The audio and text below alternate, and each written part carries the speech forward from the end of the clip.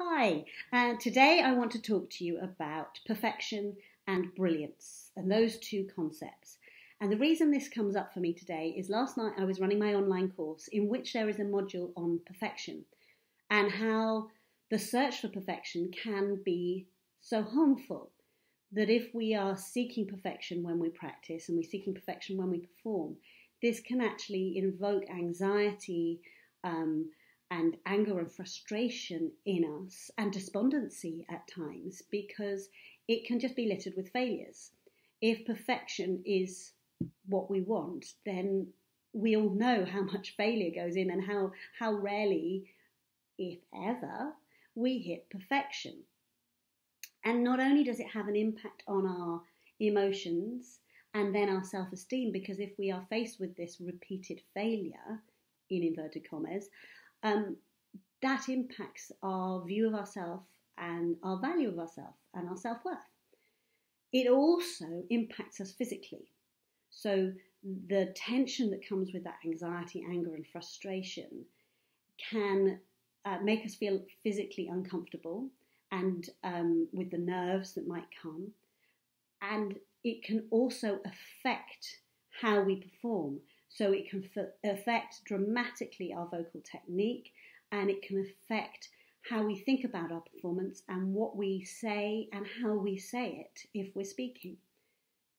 And that's the irony of the search for perfection. We use it to be better, but it undermines us the whole time because it induces this anxiety and this self-criticism.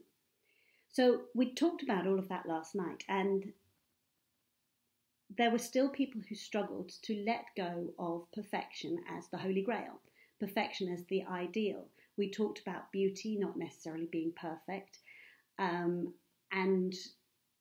the conversation kept returning to this idea that perfection was the ideal. And this was going round and round in my head, as it does. And this morning, obviously in the early hours, as it always is, the question arose in my head: what if they were seeking brilliance instead of perfection? Why is it that we seek perfection? Why is it that we can struggle to seek brilliance sometimes? Is brilliance better than perfection? Is perfection better than brilliance? And what's the difference from the perspective of the audience, if we're the audience, in watching somebody perfect and watching somebody brilliant? And it made me think that sometimes perfect might seem easier to seek because we view it as this objective standard, as something that is right or wrong. We can judge whether we've got it, whereas brilliance is subjective. It's harder to put your finger on it. And perhaps seeking perfection is less egotistical than seeking brilliance. Seeking brilliance can seem like self-aggrandizing. It can be bigging yourself up. How could little old you be brilliant or be seeking brilliance? Are you just seeking something that's too big for you, doesn't fit? How could you have brilliant vocal technique or produce a brilliant speech? Is perfect easier to achieve because we see it as definable? For me, the difference between the two concepts is that perfection is binary. It's on or it's off.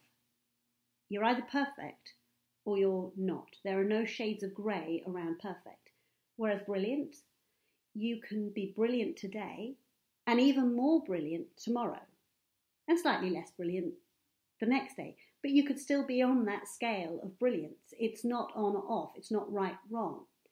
It's harder to put your finger on it, but it's easier to be somewhere on that scale in concept. Perfect is faultless, whereas brilliance isn't necessarily so. And perhaps that's where our preference for perfect really lies. Perhaps it's more about that quest that we so often have to eliminate all our faults. If we can shave this bit off, get rid of that fault, get rid of this fault, aim for perfection so we get rid of all those faults, then we'll get it right and we'll be beyond criticism. Whereas brilliance is so ethereal, it's harder to put your finger on it and it's harder to achieve. It's true that perfect can be impressive and perfect can be technically brilliant, and we can be impressed by that. But brilliance is not necessarily perfect.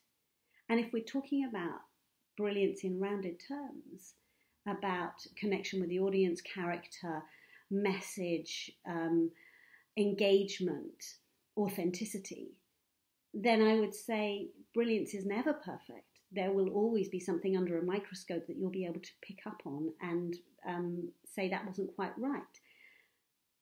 And whilst a technically perfect performance may be faultless and brilliant in its own way, is it one that really engages our audience?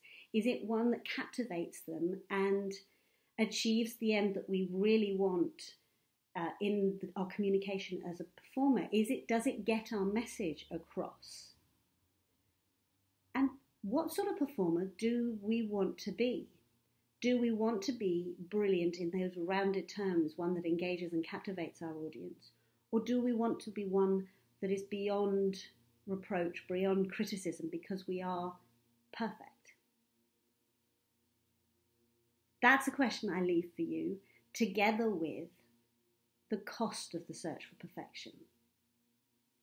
I talked about it earlier, the harm that we can do ourselves and our performances in this never-ending quest for perfection, which, when we're the judge in the room, only has one certain outcome, because failure, we will always fail when we are the judge of our performance. There will always be something that we come away saying, we could have done that better, we didn't achieve perfection. So what cost, and is it really our true aim? Thanks for listening. Bye-bye.